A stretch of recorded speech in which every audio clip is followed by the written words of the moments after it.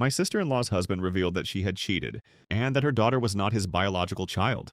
During the welcome party for the new family member, after years of attempting to grow our family, my husband Brian, 40, and I, 39, recently adopted a 10-year-old girl named Steve. She is truly amazing, full of inquiry, kindness, and a quiet strength that inspires me. The entire process was difficult and emotional, but from the moment we met her, we knew she was the missing piece. We were excited to provide her with a caring home and grateful to have her in our lives to officially welcome her. We hosted a small party for close family and friends. We were ecstatic, and because this was such a significant occasion for our family, we wanted to make the day extra special for Steve. We went all out with decorations, balloons, banners, and more, even ordering a cake with her name on it. We wanted to make sure Steve felt appreciated, accepted, and loved. We invited our entire family, including my sister-in-law, Betty, 35, her daughter, Violet, 7, and her husband, Zane, 35, who is also my cousin. Betty is well known for indulging Violet so much that she is referred to as the family princess. Betty has always been very attached to Violet, lavishing her with care and making sure she is the star of family gatherings. She enjoys bragging about Violet's accomplishments, no matter how modest, and frequently advises that Violet be the focal point of our gatherings. Betty frequently becomes visibly sad when Violet is not the focus of attention, so we've all learned to show Violet some extra love to keep Betty happy.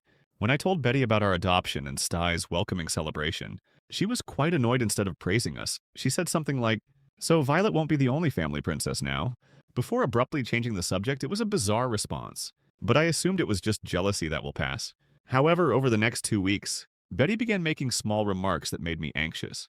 She'd say things like, "It'll be difficult for Violet to share the spotlight," or "Not every kid knows how to be around a real princess," it felt like. She was implying that Stai didn't quite measure up to Violet. I decided to let it go, figuring Betty just needed time to adjust to the fact that Violet was no longer the only grandchild.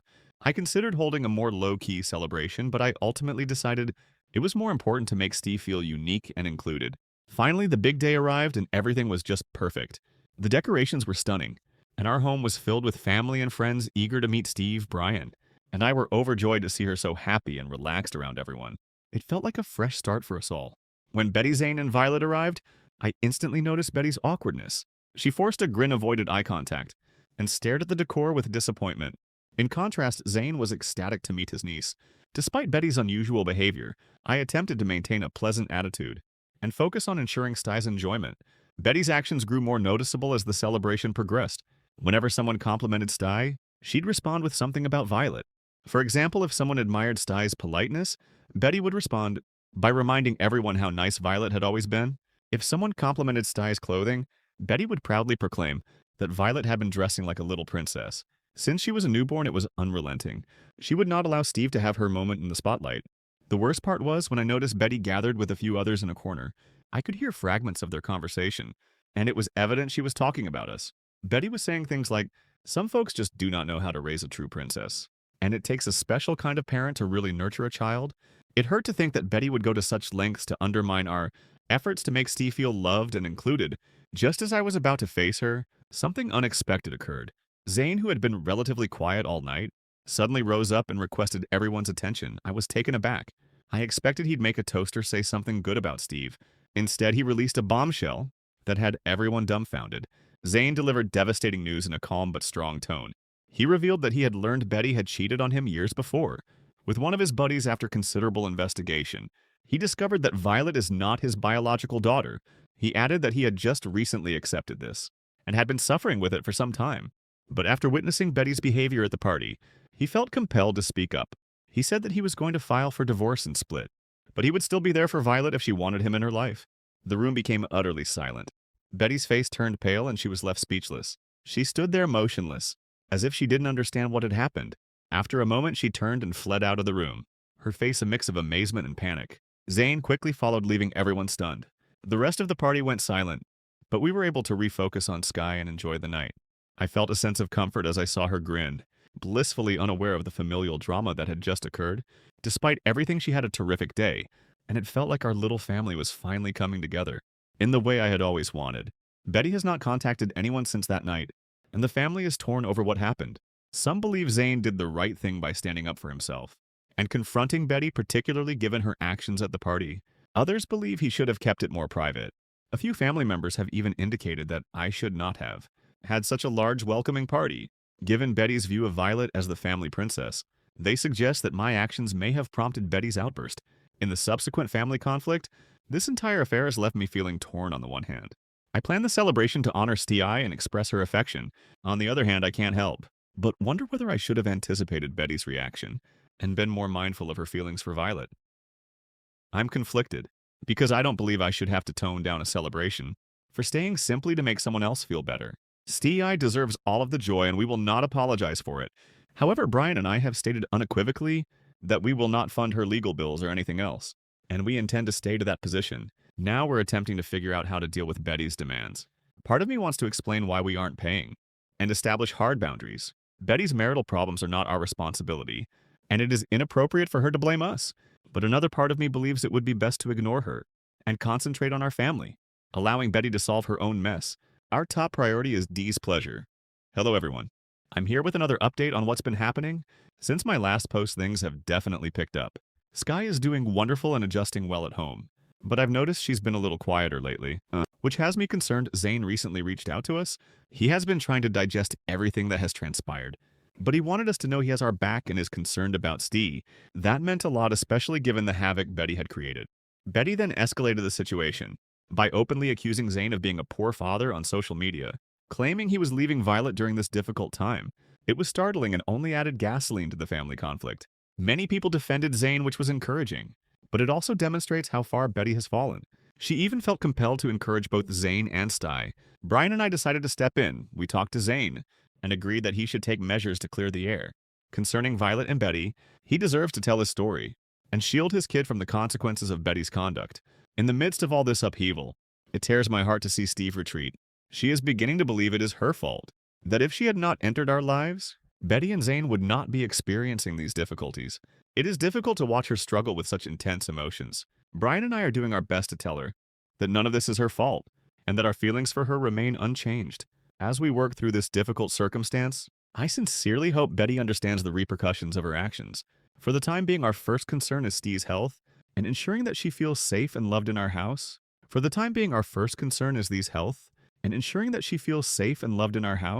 Post 3, it's been approximately 4 months since my last post, and it appears that Betty is still dealing with her drama, as things are just growing worse by the day. So remember how she accused Zane of being a bad dad? Yeah, about that. She stated he was leaving Violet during this hard moment. It was completely ludicrous, especially given she was the one who dropped Violet off at his apartment and then abandoned her, yes. Betty just left Violet on Zane's doorway and vanished. Betty went completely offline for a few days. After leaving Violet with Zane, everyone was naturally concerned about what she would do next. Zane was panicking, nervous, and frantic as he tried to contact her and find out where she had gone. He was concerned about her mental health and what it meant for Violet, who was still adjusting to everything that had transpired. Betty reappeared unexpectedly. She sent an SMS that shocked us all. She was on vacation with the man she had an affair with and claimed she had run out of money. She asked Zane for money to help pay her trip, stating that she was having a good time, but needed some financial assistance. We couldn't believe it, the audacity. It was astonishing that she had the audacity to beg for money. While she was enjoying pleasure, Zane was furious when he read the message. He couldn't understand how she could forsake their child and then ask for money for a trip. It simply demonstrated how careless and inconsiderate she was towards her family. When Zane mentioned her message, it was clear she was in denial. She tried to act the victim, saying things like, "We don't understand how difficult this is for her." It was silly she'd made her decisions, and now she's distorting the story to portray herself as the martyr. Zane didn't hold back. He informed her she was being selfish and irresponsible and urged her to prioritize Violet's well-being before her own desires. He also indicated that he was speaking with a lawyer concerning custody and child support. This was a significant step for him, and he realized he needed to make a stance. The more they talked about it, the clearer it became that he needed to create boundaries to guarantee Violet had a stable environment going forward. Zane made it plain that he was not going to let Betty's erratic conduct interfere with Violet's life anymore. It was difficult for him, though. He wanted to give Betty a chance at being a decent parent, but her actions showed she was uninterested. She seemed more concerned with her own image and wants than with Violet's needs, on the other hand. Zane adored Violet and would go to any length for her, but he felt pressured by his family to consider Betty's views. He realized he couldn't put Violet's safety at risk, merely to keep things running well with Betty or anyone else. During a family meeting, Zane was able to open out about his situation. He explained how difficult it was to accept everything, and how he was attempting to be the father Violet needed. The chat provided some clarity for the family, and they began to comprehend how serious the situation was. With everything going on, it felt like we were all bracing for the next big shock. Betty's unpredictable behavior put everyone on edge, and we couldn't help but wonder how far she would go to maintain the upper hand in the situation. Zane ultimately decided to proceed with the custody process. He thought it was the greatest option to provide Violet a stable home, away from the havoc Betty was causing in their life. It was a difficult decision for him, but he knew it needed to be made. As we worked to disentangle this complicated family drama, it became evident that Betty was fully responsible for her conduct. She was the one who caused the problem, and made the decisions that led us here, while we all hoped she would eventually realize her faults and seek assistance. We couldn't allow her to dictate how we moved ahead as a family. Steve has been a lot quieter since the family drama started. She appeared enthusiastic about her new life at first, but the tension with Betty and the pandemonium surrounding Zane had a bad effect on her. She fears she may have caused the problems between Zane and Betty. It kills my heart to see her like this. We have tried to convince her that none of this is her fault, and that our feelings for her have not altered. We want her to feel safe and comfortable, despite the commotion around her. Hopefully Betty will come to her senses and stop subjecting the entire family to her drama. Update 4. Hi everyone, I haven't posted in a long time. I'm back with another update and things have taken a severe turn. It's been a roller coaster, but I'm relieved to say that Zane has officially earned custody of Violet. After everything he's been through with Betty, this feels like a tremendous win for him and more crucially Violet. I won't get into the legal technicalities because frankly, I don't understand anything. But the main point is that Zane has Violet's custody. Let's look into what's going on with Betty. She has been losing control since the ruling. Instead of taking a step back and reflecting on her decisions, she has embraced the victim mindset. It's actually quite bizarre to behold. She has been shouting on social media about how unfair the court was, and how Zane manipulated everything to take Violet away from her. It's as if she's in her own little world, with her as the main character, and it's just insane. She has even attempted to rally family members behind her cause, believing that if she can get enough support, everything is possible. Spoiler alert. It did not work at all. Most of us have just chosen to ignore her. Please. We are over her drama and do not want to be dragged back into it. It feels wonderful to have taken that decision as a family. One especially embarrassing moment occurred when Betty showed up. Uninvited to a family gathering, she barged in and demanded to speak with Zane. The tension rose as she began ranting about how unfairly she was being handled. Instead of getting caught up in her craziness, Zane politely requested her to leave. It was a watershed moment for him and the rest of us stood with him. Supporting him, Betty's behavior has remained relatively consistent since then. She lashes out, seeks sympathy, and then withdraws into her own mess. Each time she does this, she distances herself further from her family. We can all see the pattern. She thrives on attention and drama, but we're no longer providing her with either. Zane has remained focused on Violet and her needs. He understands that engaging in theatrics will throw all he is striving to, construct for their daughter off balance. Instead, he has worked tirelessly to establish a caring and supportive environment for Violet, which is exactly what she requires after everything that has occurred. Betty's attempts to elicit a rise out of Zane have completely failed. She has been sending urgent texts and blogging about how cruelly she has been treated. But it is clear that her family has opted to simply ignore her. It's almost comical to watch her collapse. While we focus on creating a safe atmosphere for Violet, Violet is doing quite well considering everything that has occurred. Zane is ensuring that her needs are addressed and that she feels safe at home. The contrast between Betty's chaotic existence and the steadiness Zane provides is remarkable. It's wonderful to see Violet thrive in her new surroundings. Betty's downward spiral has led her to isolate herself even further. She has lost connection with friends and relatives who are tired of her drama, and it is difficult to see someone you once cared about struggle in a similar way. But we all know she needs to accept responsibility for her actions, and we will not allow her mayhem to interrupt our lives any longer. So that's the current position. Zane now has custody of Violet, and as Betty continues to lose it, we are all focused on providing a loving and stable environment for her kid. Sadie is finally feeling better. Following her custody struggle with Betty, Sadie was at first unhappy and concerned that she was causing issues for the family. But now that Zane has custody of Violet and things have cooled down, she feels more secure. We have worked hard to provide a caring and joyful atmosphere for her. She is becoming more interested in family activities and talking up about her emotions. It is wonderful to see her smile and hear her joy again. Sti has also stepped up as Violet's big sister, helping her feel more connected to the family. Their friendship is growing deeper, and it's wonderful to see them support each other every day. Sti is learning that it's all right to be happy, even when things are difficult. We are committed to ensuring she feels loved and happy, and it is evident that she is beginning to accept her new existence. Update 5. Hello everyone. It's been 6 months since the last update, and I'm here with another one. Hopefully the last okay. Let us get right into it. Betty was extremely distressed over the custody judgment. She was venting on social media, hoping for sympathy from anyone who would listen. It was clear she was struggling with losing custody. In her upcoming divorce from Zane, then out of the blue she contacted us and requested a meeting. We were all hesitant at first. Given what had happened, meeting her felt like a horrible idea. But after discussing it as a family, we decided to give her a chance. We thought it was critical. To hear her perspective, Zane agreed to meet her, but made it plain he would not be drawn back into her chaos. We chose a cafe for the meeting. Betty immediately got in once we sat down. She began talking about how she couldn't bear the notion of losing her daughter. She continued saying she was going to change, that she was committed to being a better mother, and that she recognized how her actions had affected Violet. During the conversation, Betty became upset and shed some tears. She spoke of loneliness and how everything had pushed her to her limits. She continually stated that she did not want to lose either Violet, or Zane. Zane was upfront with her, stating that he could no longer trust her. He highlighted that Violet's well-being was his #1 priority. She tried to persuade him they could work things out, but it was evident he had already made up his mind. He thought that the only way to protect himself and Violet was to move forward with the divorce. That is when it struck her. She had not only lost custody of her daughter, but also her final chance to save her marriage. Betty's voice grew noticeably quieter following our meeting. It seems that the truth of her situation was now setting in. The weight of her decisions weighed hard on her. And while it was a difficult revelation to swallow, I hoped it would inspire her to make serious changes. I wanted to believe she could stand up for Violet, but there was still distrust among us. Only time would tell if this new perspective was a passing fad, or if she was actually committed to making an impact. In the following weeks, we noticed some changes in Betty. She began reaching out more, inquiring about Violet and expressing a desire to become more active. Zane, however, wary, decided to give her some room to demonstrate her seriousness. He wasn't ready to accept her back into their lives right away, but he recognized that Violet deserved to have her mother around. If Betty was truly committed to making great changes, we were all apprehensive, but we also had a glimmer of optimism that Betty was genuinely attempting to change her life.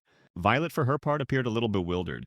She periodically inquired about her mother and how she was doing. Zane answered intelligently, making sure to confirm Violet's feelings, without setting her expectations too high. Zane once sat down with Violet and had an open chat about her mother. He said that Betty was working on making improvements, but they might take some time to become obvious. Violet missed her mother despite everything that had happened, and it hurt my heart to see her struggle with this. As the weeks passed, we noticed some positive changes in Betty. She started attending to therapy and tried to put her life back on track. She even contacted several family members in an attempt to restore the relationship she had separated herself from. While she impressed me, I couldn't help but feel suspicious. Zane, on the other hand, was primarily concerned with providing Violet with a stable home. He was really stepping up as a father, spending meaningful time with her and ensuring she felt loved and safe. They began a new pattern consisting of family dinners, game evenings, and weekend outings. It was wonderful to see Violet begin to relax and appreciate the good things in life again. Her current circumstance was vastly different from the chaos of the past, and it gave us all hope, however. Betty's path was not without difficulties. There were instances when she reverted to her old habits. She once sent Zane an irregular text in which she expressed her dissatisfaction with their visitation plans. It seemed like a step backward, and Zane had to tell her that he was doing his best to balance her needs. And Violet's when that happened? We could see Zane's stress level rise again. He was working hard to improve violent circumstances, and Betty's actions appeared to be undermining that stability. He took a step back, reminding himself not to get caught up in her drama, and instead focus on what was best for their kid. Despite the ups and downs, Zane remained steadfast in his devotion. Violet's well-being remains his #1 priority. I admire his determination and how he has reclaimed control of their life. After so much turmoil, it has not been easy for him, but he has shown great strength. Violet appears to be adjusting fairly well. Sure, she still worries about her mother, but she's learning that it's good to have fun even when things are bad. It's so lovely to see her laughing and playing again. We are all doing our best to create good memories with her, and it is clear that she is responding favorably. Betty's adventure, on the other hand, is a little more exciting. Some days she demonstrates genuine potential, such as when she contacts Violet to inquire about her welfare. It appears like she is attempting to move her focus away from her own problems and toward her kid, which is a positive indicator. Still, we all know she has a long way to go before she can be a reliable presence in Violet's life. Betty recently indicated a desire to be more connected with Violet, and she appeared sincere about it. It marked a significant departure from her previous behavior, in which she frequently prioritized her personal wants. Zane is still being cautious, but has agreed to allow her some visitation time based on her commitment to make meaningful changes. Betty appears to be making an honest effort, and it's difficult not to be optimistic about her future change. I want to believe she can be the mother Violet requires and deserves, but we're all trying to keep our expectations under control. And what about Steve? She's doing fantastic. She's an amazing angel. She has been there for Violet during this time. And everyone in the family adores her. Thank you for watching. If you haven't subscribed yet, please do so.